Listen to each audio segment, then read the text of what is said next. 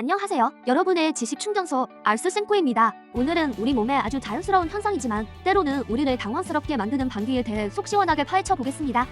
소리와 함께 나타나는 방귀, 대체 왜 어떻게 만들어지는 걸까요? 혹시 내 몸에 무슨 문제라도 있는 건 아닐까 걱정하신 적 있나요? 오늘 영상을 보시면 그 궁금증과 걱정이 모두 해결될 겁니다. 방귀의 탄생 기화부터 지독한 냄새의 비밀, 그리고 건강과의 관계까지 지금부터 낱낱이 알려드릴게요. 방귀가 만들어지는 과정은 크게 두 가지로 나눌 수 있습니다. 첫째는 우리가 입으로 삼킨 공기, 둘째는 장 속에서 음식이 분해될 때 생기는 가스입니다. 먼저 입으로 들어오는 공기부터 살펴볼까요? 우리는 음식을 먹거나 물을 마실 때, 심지어 침을 삼킬 때도 자기도 모르게 공기를 함께 꿀꺽 삼킵니다. 이 공기가 위장으로 들어가죠. 특히 음식을 허겁지겁 빨리 먹거나 꿀꺽꿀꺽 급하게 마시거나 껌을 씹거나 빨대를 자주 사용하면 평소보다 더 많은 공기를 삼키게 됩니다. 또 우리가 사랑하는 콜라, 사이다 같은 탄산음료, 톡 쏘는 그 맛의 정체인 이산화탄소도 우리 몸속으로 들어가 가스가 됩니다. 이렇게 들어온 공기 중 일부는 트림으로 다시 나오지만 미처 나오지 못한 나머지는 장가지 긴 여행을 떠나 결국 방귀의 재료가 됩니다. 자, 이제 두 번째, 이유이자 방귀의 주된 원인인 장내 세균의 활동에 대해 알아볼까요? 사실 대부분의 방귀는 바로 이 과정에서 만들어집니다.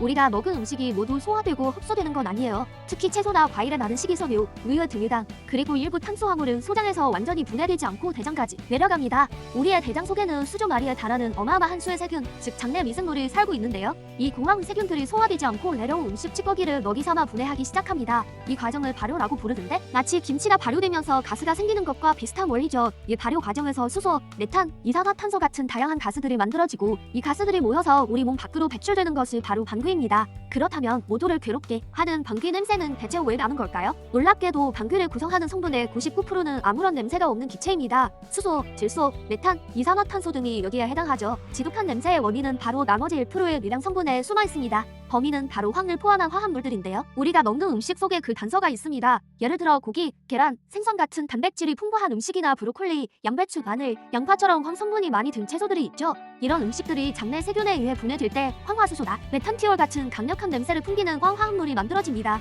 바로 이 황화수소가 살든 달걀 냄새 혹은 썩은 달걀 냄새의 주범이죠. 아주 적은 양이라도 코를 찌르는 강력한 존재감을 뽐내는 겁니다. 그래서 단백질 위주의 식사를 한 날 유독 방귀 냄새가 독하게 느껴지는 경험 다들 한 번쯤 있으시죠? 그게 다 이 황성분 때문이었습니다. 어떤 음식이 방귀를 더 많이 만들까요? 방귀 유발 음식 리스트를 알려드릴게요. 첫 번째 주자는 바로 콩입니다.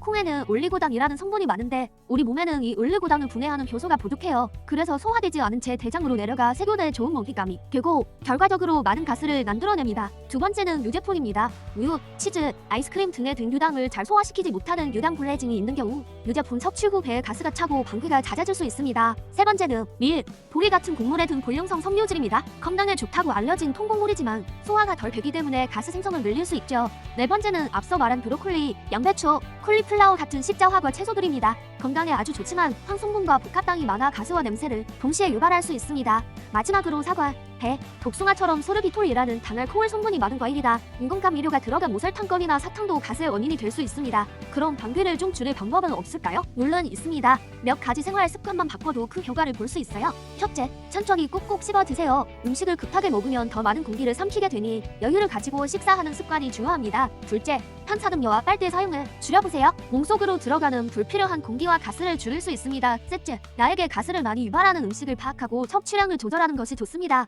앞서 말씀드린 음식들을 한 번에 너무 많이 먹기보다는 양을 조금씩 늘려가며 내 몸이 적응할 시간을 주는 것도 방법입니다. 넷째, 규칙적인 운동은 장 운동을 활발하게 만들어 가스가 원활하게 배출되도록 돕습니다. 가벼운 산책이나 요가, 스트레칭이 도움이 될 수 있어요. 마지막으로 프로바이오틱스가 풍부한 요거트나 김치 등을 꾸준히 섭취하면 장내 환경을 개선해서 가스 발생을 줄이는 데 도움을 줄 수 있습니다. 방귀 횟수가 너무 작거나 냄새가 심해서 걱정인 분들도 계실 텐데요. 사실 방귀는 지극히 정상적인 생리 현상입니다. 건강한 성인은 보통 하루에 13번에서 많게는 25번까지 방귀를 낍니다. 나도 모르게 자는 동안 배출되는 경우도 많아서 실제 횟수는 이보다 더 많을 수도 있어요. 그러니 방귀 뀌는 것 자체를 부끄러워하거나 걱정할 필요는 없습니다. 오히려 방귀는 우리 장이 열심히 일하고 있다는 건강한 신호이기도 하니까요. 장내 미생물들이 활발하게 활동하며 우리 몸의 면역력과 건강을 지켜주고 있다는 증거인 셈입니다. 방귀가 전혀 나오지 않는다면 오히려 장 운동에 문제가 생겼다는 신호일 수 있으니 주의해야 합니다. 다만 갑자기 방귀 횟수가 눈에 띄게 늘거나 줄고 복통, 설사, 변비, 혈변, 체중 감소 같은 다른 증상이 동반된다면 병원을 찾아 전문의와 상담해보는 것이 좋습니다. 과민성 대장 증후군이나 특정 음식에 대한 불내성, 등골기능 다름, 질환의 신호일 수 수 있기 때문입니다.